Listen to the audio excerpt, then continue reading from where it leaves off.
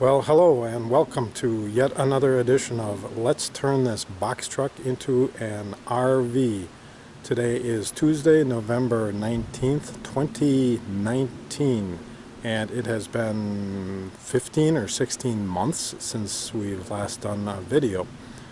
First and foremost, I just want to thank all of the YouTube subscribers and watchers to this channel. If it weren't for you, I wouldn't be doing this kind of a follow-up visit today. But a lot of you have expressed a lot of interest and made a lot of comments, and I apologize for not getting back to all of them. But I think some of you are wondering, what the heck happened to Rich and his box truck? Well, this is the continuing story of Rich and his box truck RV. The let's turn the box truck into an RV part has kind of gone away because the box truck has been turned into an RV. And in fact, it's taken on a new life, which I'm going to share with you today, as Rich's and his wife's bunk house. So, long story short, we purchased some property in North Carolina, and we plan on building a home here. But before we build a home, we kind of need a place to bunk out. So the box truck, I kind of call it the lunar lander because it's just found a new purpose in landing us here on our property in North Carolina and giving us a place to stay. So my dreams of hitting the high road and high adventure in an RV have been replaced with, well, it's parked, and it hasn't really been moved too much, been moved around the property a few times, but it's been parked down here for well over a year. But it's perfect, absolutely perfect. It's just what I need to have a wonderful place to stay while I'm down here working on the property and working on the house. So the biggest complaint I've gotten is, hey Rich, you should have put a bathroom in that thing. And so today you can see I've got a bathroom. Well, okay, it's cheating a little bit, but I've got a place to go. We've got all the comforts of home down here in North Carolina. I'll take you around. I got the back doors closed up right now, but this has been our sleeping quarters as we go back and forth to Wisconsin. We have our home in Wisconsin on the market, trying to sell it. When we sell it, we'll have a little more money to move forward on the house. But until then, every few weeks we come down here and hang out in North Carolina. And yes, we do have a porta potty. I left the porta potty out. We use this for number one. We affectionately call it the Griffin for number two. And you know, getting old at night, you got to get up and pee. This thing really comes in handy. There's a little trap door down here that this can slide into, so out of sight, out of mind during the daytime. But at nighttime, this comes out and it functions wonderfully. My wife and I have been married a long time, so privacy is not a huge concern. We also have hot running water down here and a shower, so those of you who have been so concerned about our hygiene, don't worry, we take care of it. Alright, let's take a little walk around. See, I've got the curtains closed, got things lit up in here, and this has been a wonderful, like I call it now, bunk house for the two of us. And back window's closed. Now you can see how that mural or poster on the back window kind of gives you an idea of a light on there. Turn the light on and it kind of looks like you're looking out a window and looking out a road that you're just driving down the road. So that's worked out really well. Sound system and speakers working great. Furnace is awesome. It's a Sanborn furnace that I put in. The furnace, if you recall, is tucked underneath here. It's a little noisy if I have any complaints, but it draws cool air in from down below here, blows hot air out through these vent holes right by your toes at night. You can put your toes on there when it kicks in, and it just really keeps you warm. And there's also an outlet up here, so the hot air comes out two places. These cabinets are built over the wheel wells that we're sticking up. This is the refrigerator cabinet. We've actually shut the refrigerator down right now because we have a refrigerator in our temporary shed. We call it a shed, but it's an outbuilding that I've built. We got a refrigerator in here. I've got the well put in. We've got septic. I've got hot and cold running water. So we got a lot of the comforts of home moved into this building.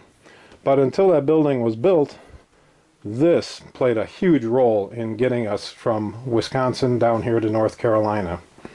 The sink, the plumbing is done, works great. I've got it drained right now because we were down to 17 degrees here in the Appalachian Hills of North Carolina, and so I drained the water, but the pump, everything's working great. Cabinets up here, right now there's not a whole lot in them because again we've moved a lot of things inside. Cabinets are working great. Keep some clothes up here, socks. TV is wonderful. So I don't know if you remember, but this is on a hinged. Let's see if we can do this here. Set this down. This is hinged and it comes out like this. So if we want, we can come back here, sit back, watch TV. And what else can I tell you? The skylights really keep this place lit up, especially if the back doors are closed. And it's pretty much done. And it's found a new home as we build our new home down here in North Carolina. One problem I had leaks around this door, and all my nice woodwork, as you can see, this all buckled out.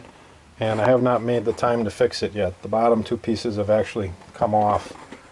So my beautiful red oak door has not survived terribly well. But it's the good and the bad and the ugly.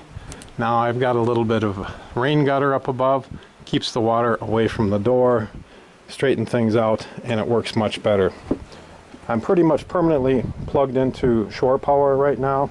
Cable comes over and goes to the electrical in my outbuilding. So let me turn the stereo down here. So I'll give you a real quick tour of the outbuilding. Like I said, we got hot and cold running water. I put in a little electric hot water heater. I've got the 100 amp service down here now. Microwave, refrigerator, toaster oven. This is our living quarters. This is our sleeping quarters, the bunk house, the new home for Rich's box truck 2 RV. We had this parked over here for about a year. It's kind of under the trees, and boy did it get dirty. So one of the things I did last time we were down here is gave it a good washing. We cut down some trees on the property. I've got them air drying right now. I'm going to use that for lumber for the new house. This is my outbuilding. I used glue lam beams, and the outbuilding is kind of a prototype for how the house is going to look. It's going to have exposed beams on the inside. You can see I put some little copper caps on the ends of the beams. Got it trimmed up nicely. And this is our property. There's kind of a lower level here, and there's an upper road that we put in up here. You can see I brought my Moye Warrior down, and today I'm a project guy. I like projects. So today I'm working on the house. You can see I've got some forms that I'm starting to put in for the footings. It's going to be an exposed basement down here with the main story above. The garage is going up there, and again the roadway into the garage comes in from over there. This is the real reason we bought the place. There's a beautiful little stream going through the back and a wonderful waterfall that's going to be right out the back of the house. The whole house is kind of situated to take the best advantage of this waterfall as possible. Some of you might be wondering why there was a video uploaded on my channel of a waterfall in a creek. Well, now you know the answer to the question. I never quite intended that to go on the channel, but it did. So hopefully that answers that question. And hopefully now you know what happened to Rich's box truck to RV. Once again, thank you for all the subscribers, all the wonderful, wonderful comments, and signing out.